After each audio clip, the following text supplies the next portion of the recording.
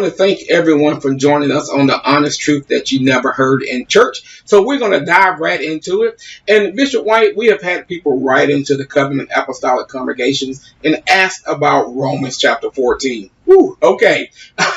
Now, many people are saying, according to Romans chapter 14, that it's okay to have Christmas. It's okay to have Easter. You take your liberty. Doesn't matter whether you have Sabbath on Sunday or whatever, long as you have one day of the week that you rest.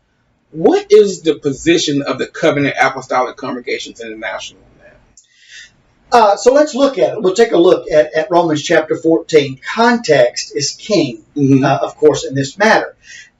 We have to ask ourselves this question before we take a look at it. Is it possible that the Apostle Paul intended to write verses that would be used so that the church would go out and begin to celebrate pagan festivals? Is it possible that that was what he was driving at? If so, then of course there should be no problem with Ramadan for Jesus and these kinds of things. I don't think that's what the Apostle Paul was saying at all. Of course, we'll look at it in his words. Here's what we're going to see. We're going to look at Romans 14, verses 5 and 6. This is where everybody goes to. Here's what you're going to see in these verses in context. Paul does not speak exclusively about days. Okay. There are two issues that are intertwined here. In order to make Paul's writing mean what they want it to mean, they must divorce these two issues from one another and deal with them independently. If you put them back together, as Paul did, then they are talking about another matter altogether. So what you're going to see, the two issues are these. Paul will address days, and he will address eating. So placed together, Paul is addressing an issue in the early church of which days are fasting days. Does the church have designated fast days? This was common, for example, amongst Phariseeism. They had certain days of the week they were obligated to fast, and we'll look at that. So you're going to see both of those issues here. Let's look at this. This is Romans chapter 5. We'll go right down to the heart of the matter in verse number 5. I said Romans 5. I meant, of course, Romans 14 and verse number 5. Paul says, one man esteems one day above another, another esteemeth every day alike. Let every man be fully persuaded in his own mind. Standing alone, it can be stretched over this other matter that you speak of. But verse 6 will put these back together neatly.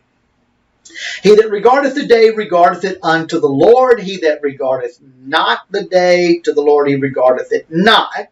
He that eateth to the Lord, forgiveth God thanks. And he that eateth not to the Lord, he eateth not, and giveth God thanks. As you read the entire passage that deals with this, you'll see that Paul very plainly is not intending to write that Christians should celebrate Ramadan for Jesus.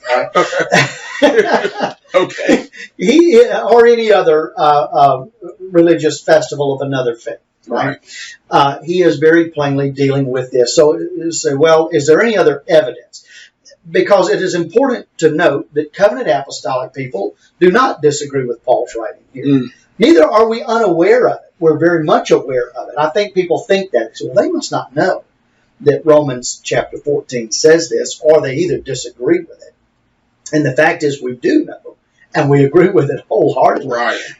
So we also do not believe that the New Testament church has established weekly fast days. Now let's take a look at this in other places in the scripture. I'm going to go to Luke chapter number 18. You'll see Jesus talks about a Pharisee here who is praying and a publican. And this Pharisee is actually going to use as a reason God should answer him the fact that he has 2 fast days in the week. So this is Luke chapter 18. And we'll go down to verse 10. It says, 2 men went up to the temple to pray, the one a Pharisee and the other a publican. The Pharisee stood and prayed thus with himself, God, I thank thee that I am not as other men, an extortioner or unjust, adulterers, or even as this publican. Look at verse 12. I fast twice in the week. And this was customary in this day. And depending on whose student you were, would be which days Right. you would fast. And so this was boiling in the early church, many of them having converted from Pharisaism.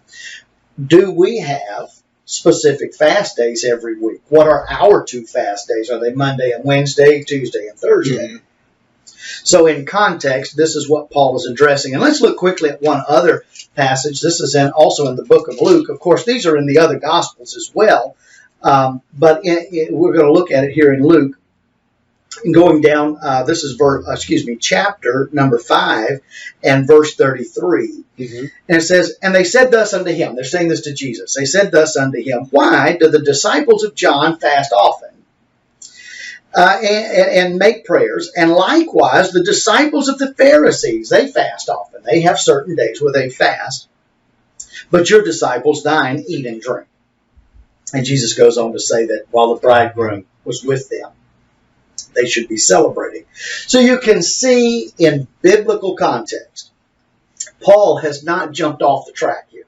Right. And gone way off into some future date where Christians would abandon biblical festivals, the original Sabbath given by God, and just pick whatever they wanted willy-nilly. This is not Paul's intention at all. Paul is addressing, as he is being pressed, no doubt, on, well, what fast days do we as believers, what are we obligated? Is it Monday and Wednesday, or is it Tuesday and Thursday, or some other construct? And I'm very thankful, as are many covenant apostolics, that Paul says this is not going to be established by apostolic authority.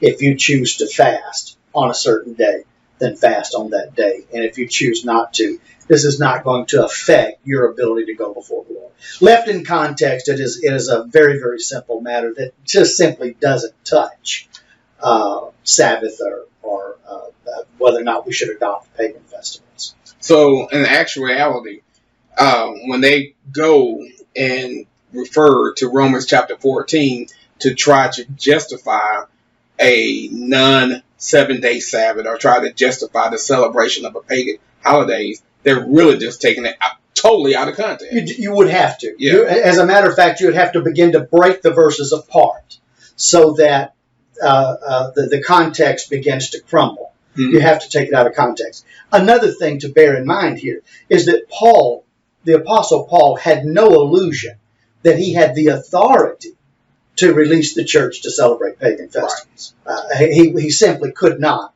have done so. Now we know that Paul was careful, even in all of his teaching. He would go to Jerusalem to the other apostles to make sure that he wasn't teaching something that wouldn't be acceptable. And Paul had no illusion that he held such authority.